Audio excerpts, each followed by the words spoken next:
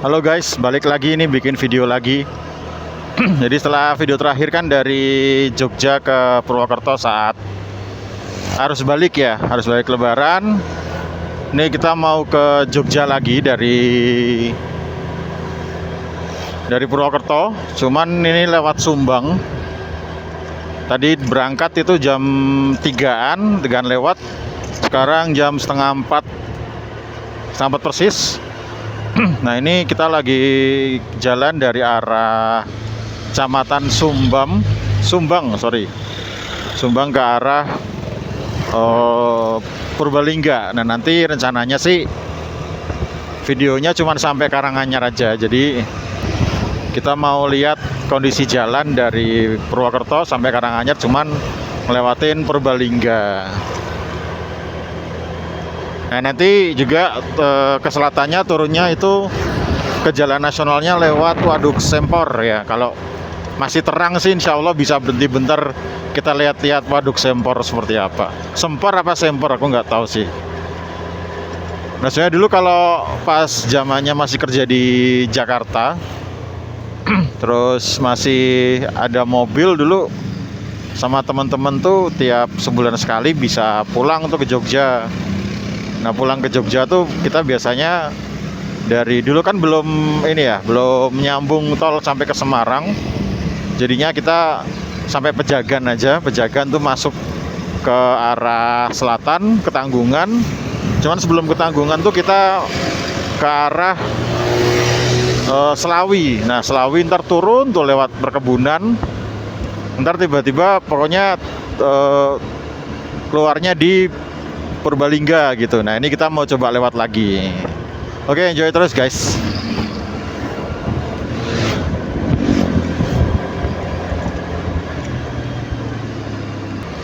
Oke guys, ini mau masuk kotanya ya. Jadi kita mau lewat tengah kota. Ada yang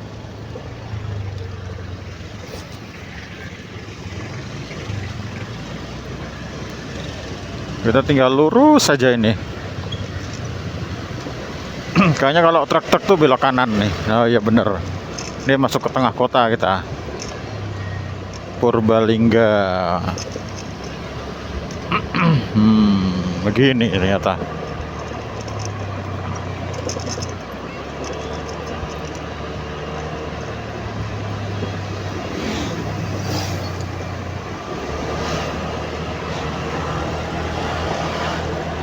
Rame juga ya ternyata ya kotanya Purbalingga nih.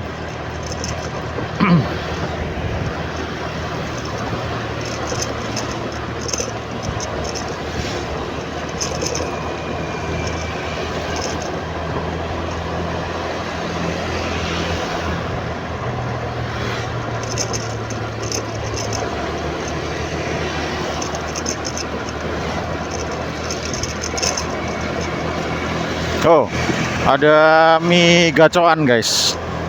Gacoan dari Dokter Vapor juga udah ada di sini. Jadi kalau teman-teman mau main ke Purbalingga nggak usah khawatir, ada mie gacoan guys. Oh ini dia.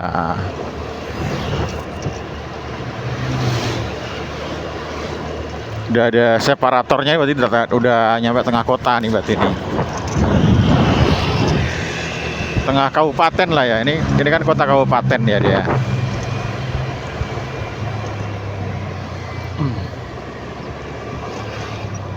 SMA 1 Purbalingga sebelah kiri. Mau ada sepak bola apa ya? Asik juga. Dulu sih kalau pas balik dari Jakarta ke Jogja naik mobil sih nyampe sini pasti masih sebelum subuh tuh, jam-jam berapa ya? Jam-jam 2, jam 3-an itu. Jadi belum serame ini ya. Nah cuman ini kita udah jam ya seperempat jam lah dari yang tadi, jadi jam 4 kurang seperempat. Nah ini dia, kita ke arah alun-alun Pemkab. Kita mau lihat-lihat kota Purbalingga ya.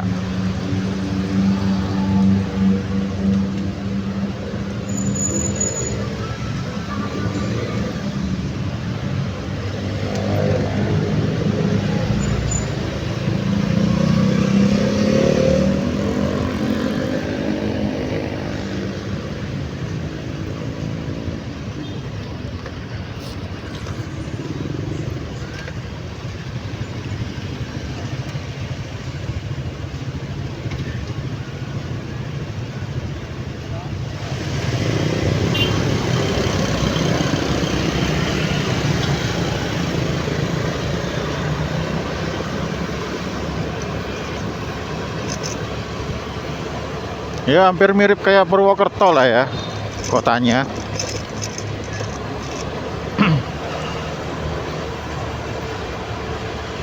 Oh, Eiger juga udah ada, Miniso juga udah ada. Wah, asik juga nih berarti nih. Tapi kalau Purwokerto kan udah ada Rita Supermall ya. Dari tadi aku belum ngelihat adanya Rita nih di sini nih. Padahal ini tengah kota gitu kan. Bata juga ada.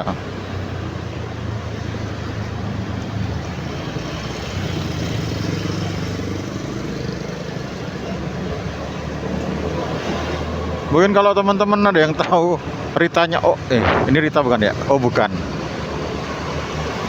Ritanya Purbalingga ada di sebelah mana, boleh ya? Kasih tahu di kolom komentar. Aduh, ini mana ya? Oh lurus ding. Oh ini alun-alunnya. Jadi kita muterin dulu alun-alunnya Purbalingga.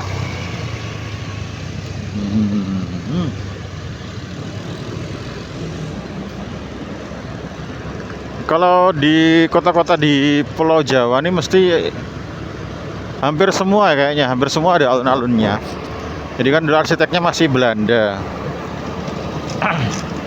Terus kantor kabupatennya atau kantor pemerintahannya itu pasti ada di sebelah utaranya, gitu. Terus masjidnya itu pasti ada di sebelah baratnya. Nah yang lainnya tuh baru tuh ngiterin lah, gitu.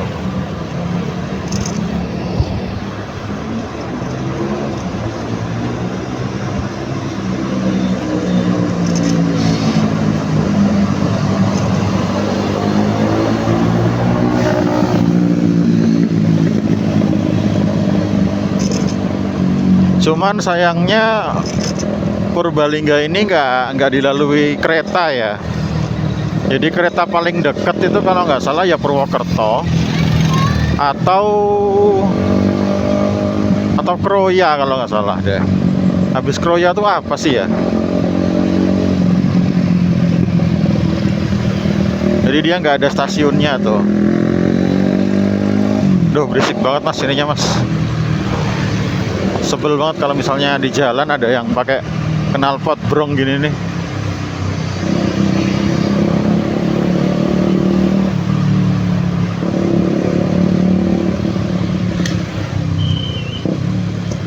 Tapi katanya Purbalingga ini juga salah satu sentra knalpot ya ternyata ya. Aku dulu pernah punya temen dari Purbalingga.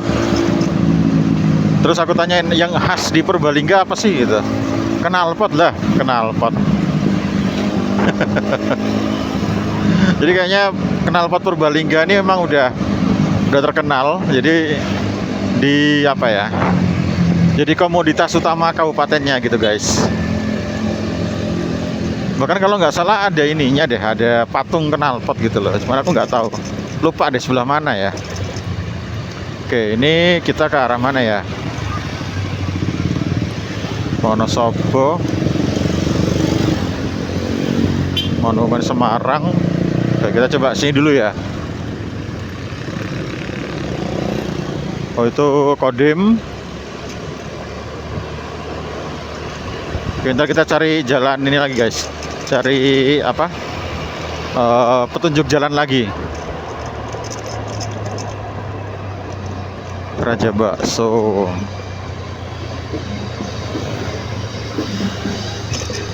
Oh iya,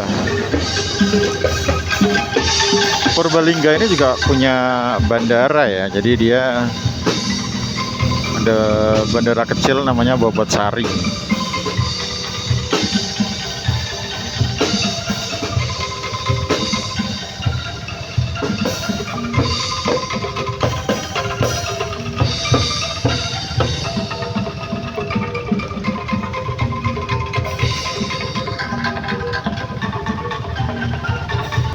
Sekarang nih jam 4 ya, jam 4 lewat 5. Ini kita ada di mana nih? Baku Teja. Tadi ada SMP Negeri Baku Teja. Nah ini nanti jalannya sih, habis ini kita langsung belok ke kanan, itu ke arah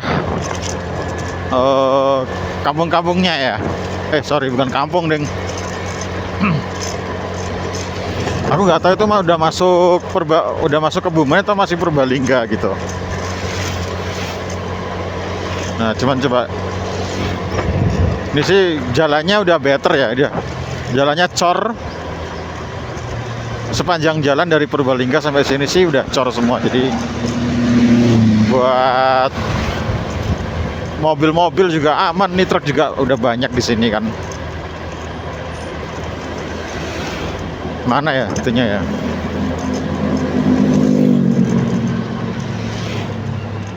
Kayaknya depan deh. Oh itu. Nah, itu lampu merah depan tuh, kita ntar ke kanan tuh.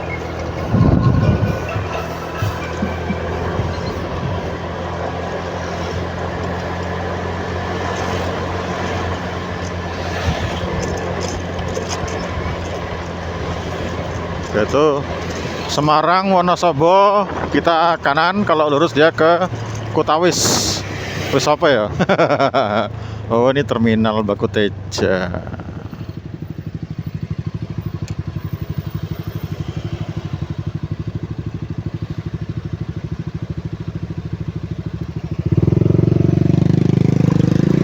Nah ini terminal Baku Teja, kita belok ke kanan guys.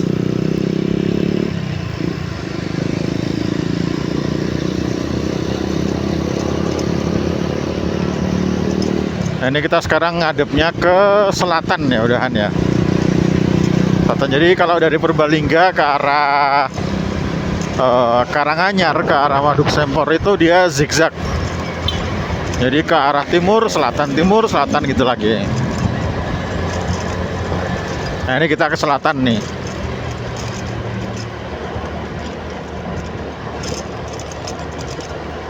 Tuh kalau kelihatan gunung depan tuh.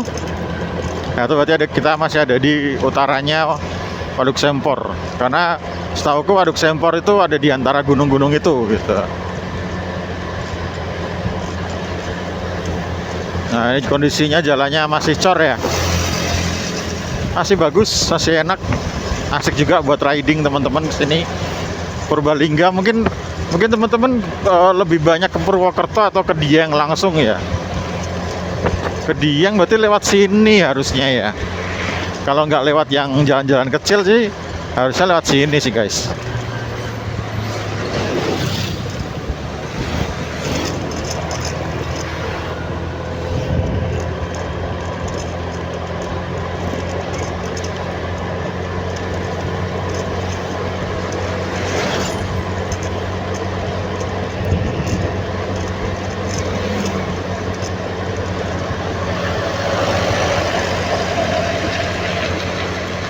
Ini Desa Majasari, Baku Teja masian. Baku Teja.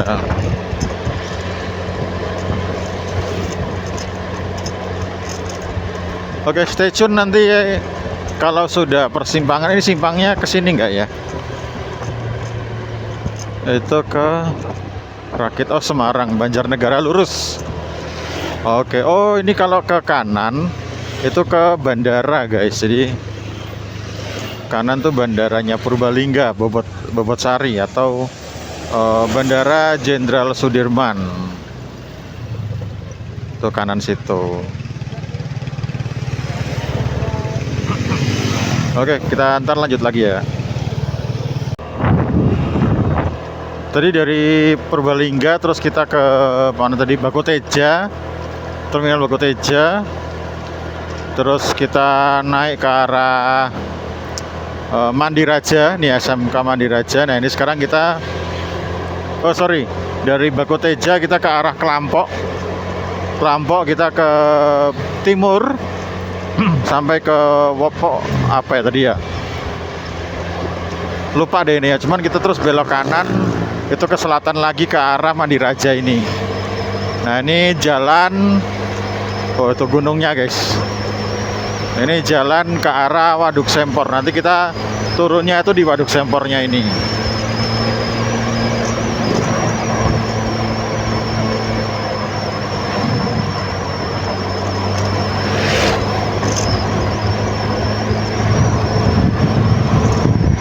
Ini sekarang jam 4.20 ya, 4:20. Mangu.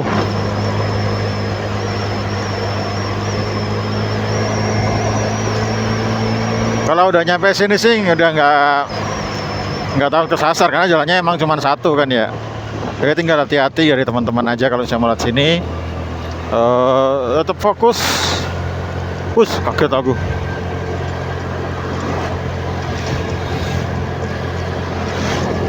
Ada ibu-ibu ngelempar ular. Nggak tahu kena bodi belakang kayaknya.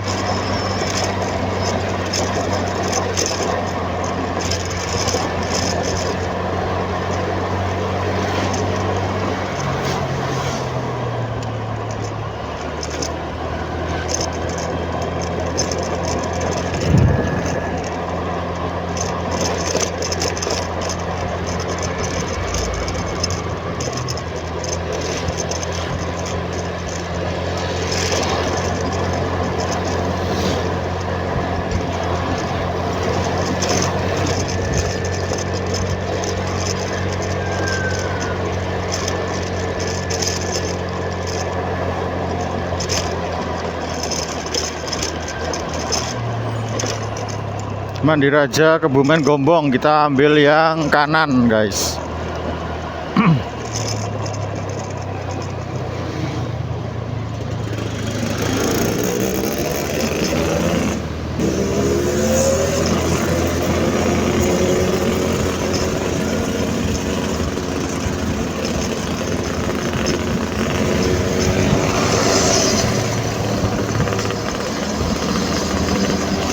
Ini sih jalannya enggak rata-rata amat ya, jadi agak bergelombang. Jadi kayak aspal yang udah lama gitu. Jadi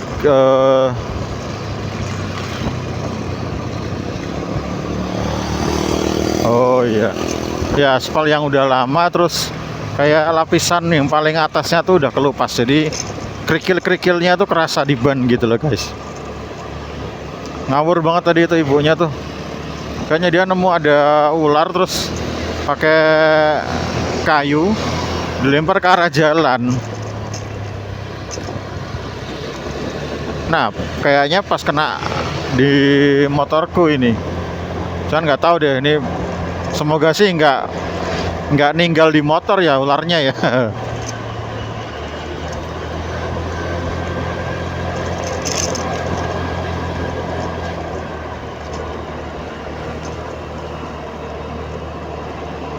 Oh itu Gombong Kebumen ke atas. Ya. Ya, ingat.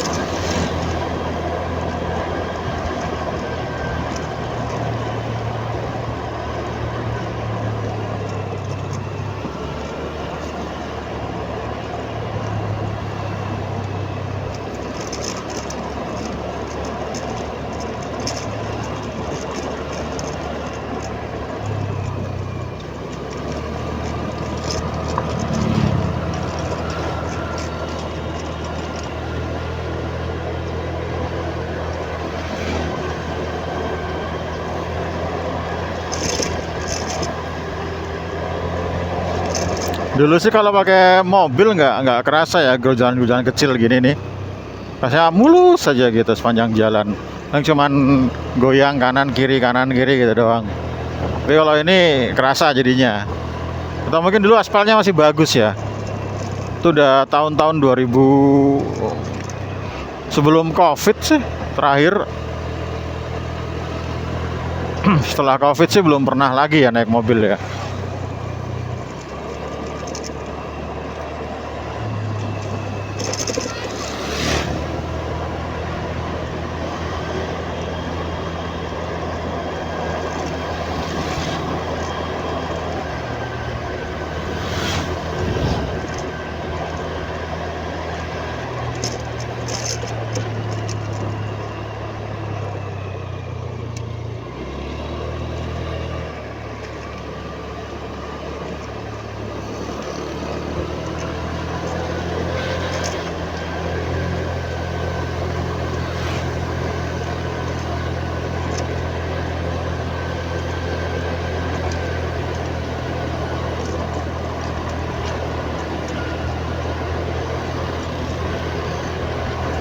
Sejuk sih ya suasananya ya.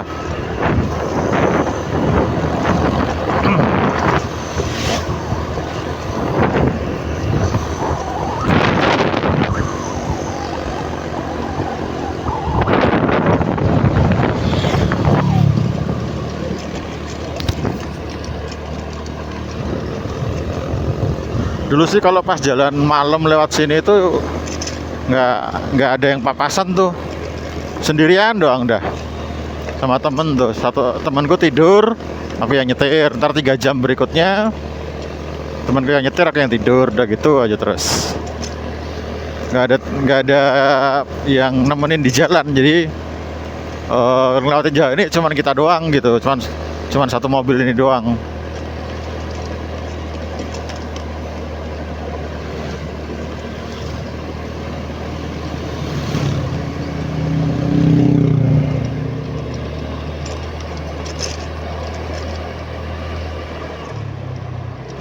Ya untungnya nih nggak hujan ya tadi.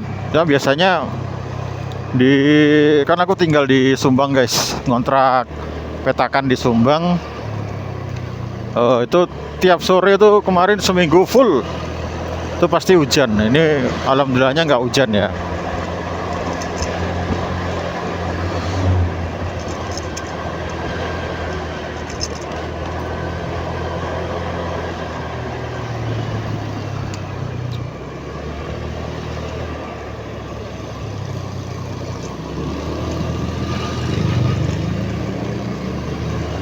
Mungkin biar ada bahasan kita sambil ngomongin berita up to date kali ini kali ya.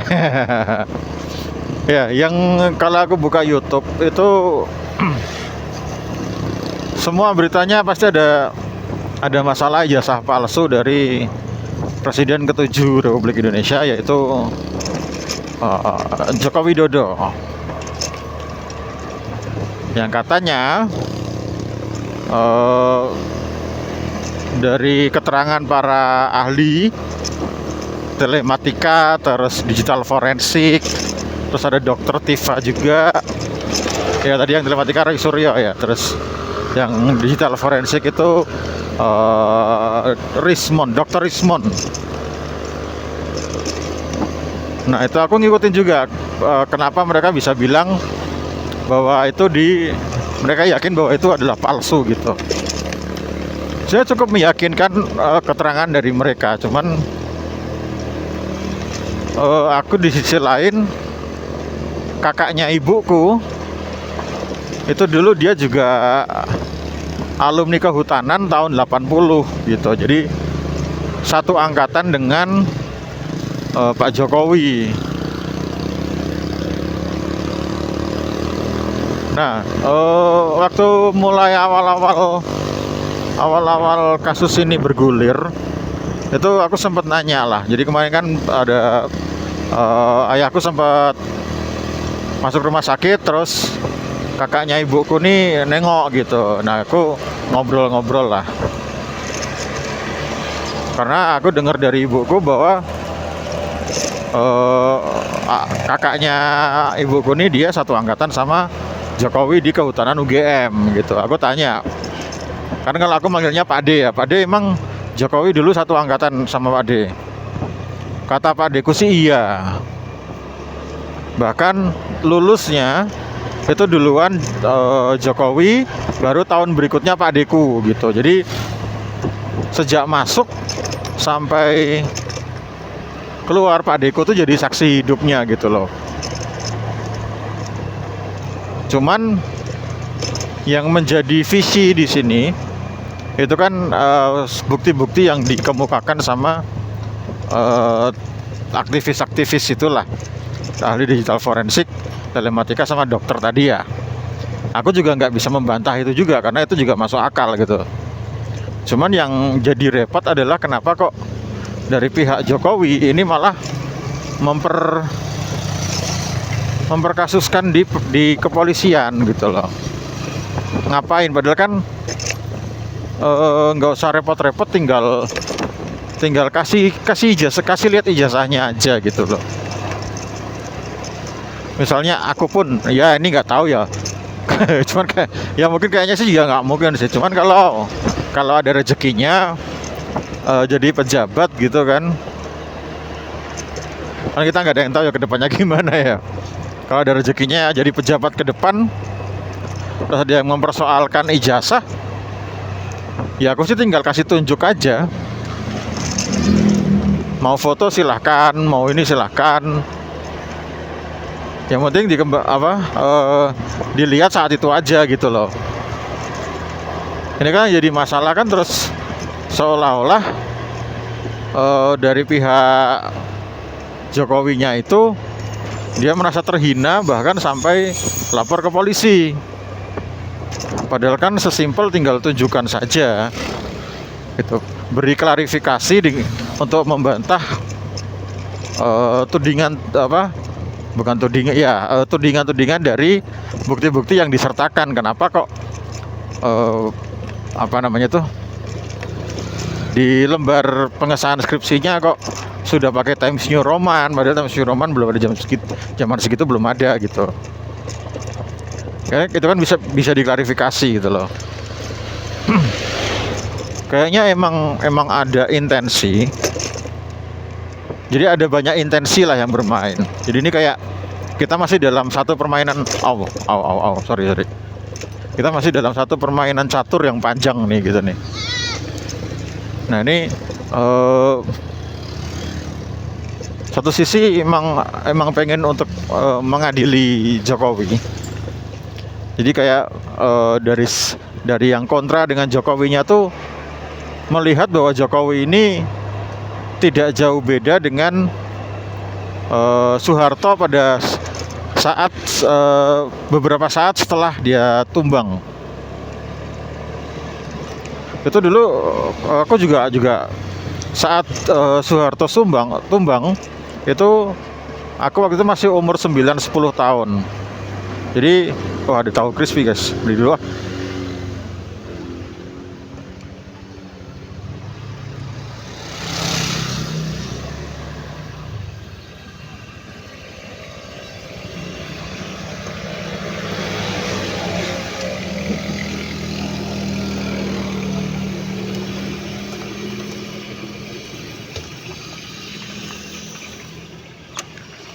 Rp10.000 bu, tahu bu? Ya.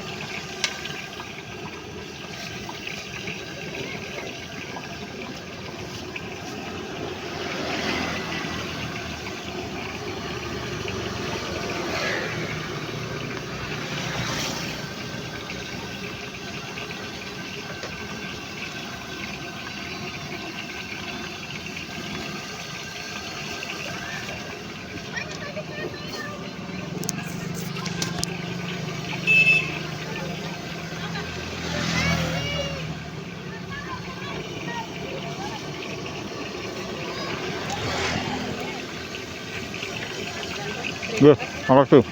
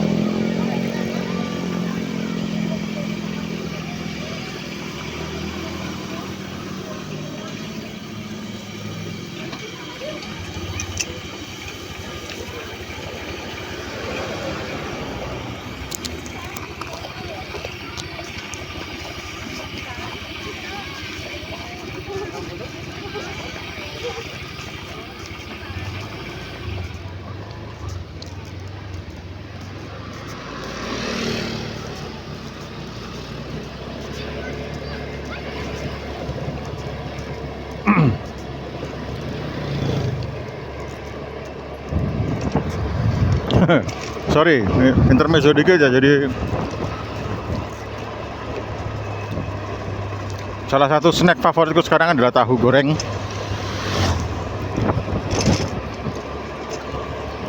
Tahu goreng crispy itu enak banget. Memang tadi ya. Ini ya, permainan intensi ya. Jadi itu sekarang ada dua kekuatan besar. Antara yang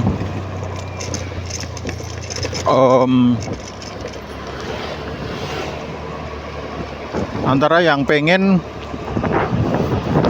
Prabowo itu lepas dari bayang-bayangnya Jokowi, dan antara yang masih pengen memberikan penghargaan pada Jokowi atas apa yang telah dilakukan 10 tahun gitu loh. Nah, yang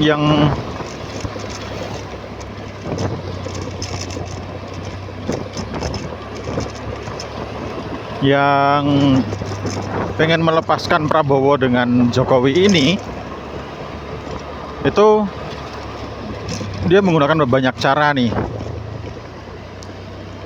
Sorry, enggak. Masing-masing mungkin ya, kelompok-kelompok yang lebih kecilnya atau individu-individunya itu menggunakan berbagai cara gitu loh. Yang pertama, mengangkat lagi isu tentang ijazahnya Jokowi,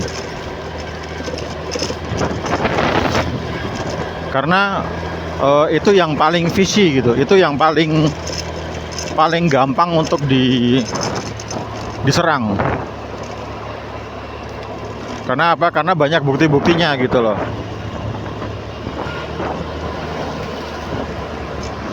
Terus yang kedua, dengan memisahkan Jokowi dengan Prabowo,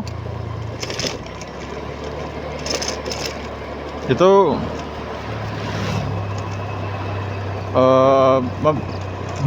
manifestasi perpisahannya itu adalah dengan menjatuhkan si Gibran.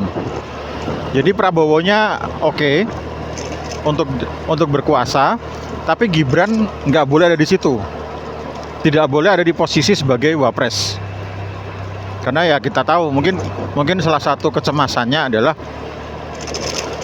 kalau sewaktu-waktu ada apa-apa dengan Prabowo, yang mana dia sekarang udah masuk usia 70-an kalau nggak salah ya, maka penggantinya adalah Gibran. Yang mana kita tahu Gibran juga naiknya kan dengan ada merubah aturan gitu kan ya, atau nambahin aturan, atau ya modifikasi aturan gitu loh. Dan Gibran sendiri dibaca sebagai lingkarannya Jokowi, karena dia emang anak sulungnya kan gitu. Nah, sementara di pihak yang lain itu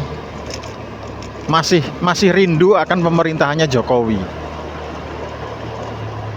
Mereka menganggap bahwa Prabowo ini adalah penerusan atau keberlanjutan dari pemerintahnya Jokowi, yang mana itu dielulukan, digembor-gemborkan pada saat kampanye gitu. Tapi kan yang namanya politik ini kan beda tanggal, beda urusan gitu loh. Bisa jadi tanggal kemarin dia bilang oke, kita akan berlanjutan dari pemerintahnya Jokowi, ya. Mungkin dari Pak Prabowo bilang keberlanjutan itu adalah melanjutkan yang bagus-bagus, tapi yang bermasalah nggak dilanjutin gitu loh. Bermasalah ini kan juga perspektifnya beda, POV-nya beda. Ada POV-nya orang-orang yang konservatif, ada juga perspektifnya dari Pak Prabowo sendiri. Mungkin Pak Prabowo melihat bahwa IKN itu bermasalah, belum butuh banget gitu loh. Oh, itu waduknya udah kelihatan guys. Nah, sementara yang Pak Jokowi menganggap bahwa dia akan total untuk keberlanjutannya gitu. Jadi ada beda nih, ada beda kepentingan, tapi itu tidak dijelaskan secara rinci gitu loh. Sama-sama ngomong keberlanjutan, tapi kalau di dalam otaknya beda kan ya nggak ketemu juga gitu loh. Mungkin bagi Pak Prabowo, yang penting berkuasa dulu gitu. Mau keberlanjutan apa enggak ya itu lihat nantilah gitu. Nah ini sih pertarungan dua kubu ini bakal panjang. Kenapa panjang? Karena tujuannya itu sampai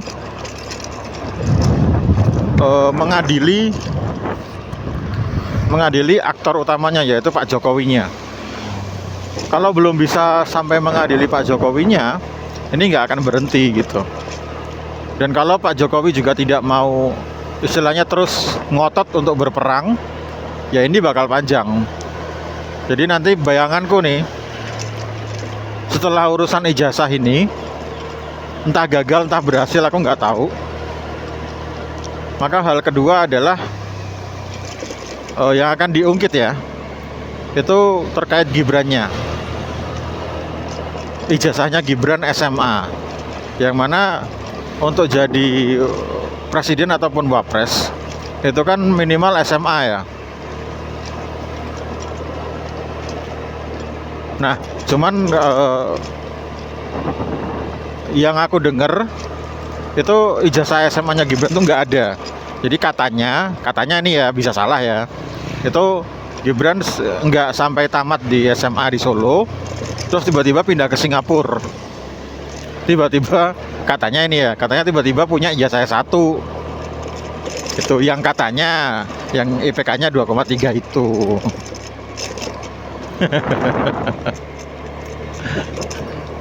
Nah, taruhlah ini semua berhasil ya. Nanti ini nggak akan berhenti di sini juga. Kita akan menjumpai lagi antara yang ada kayak perebutan posisi wapres. Taruhlah Gibran berhasil dilengsarkan dengan berbagai cara, entah gimana caranya, aku juga belum tahu.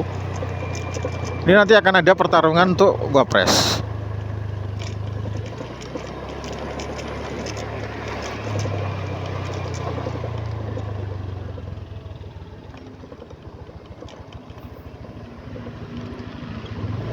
Yang aku kira itu juga proses politiknya dia akan memakan banyak energi lah.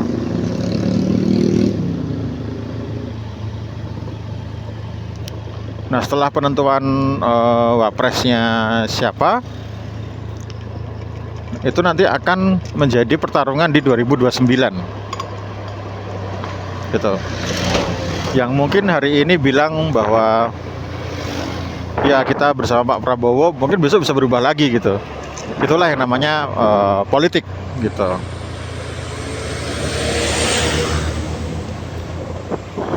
Seni untuk mendapatkan sesuatu, itulah namanya politik.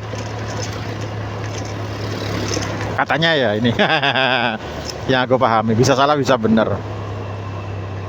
Ya tadi sedikit obrolan terkait panggung sandiwara di Indonesia sekarang.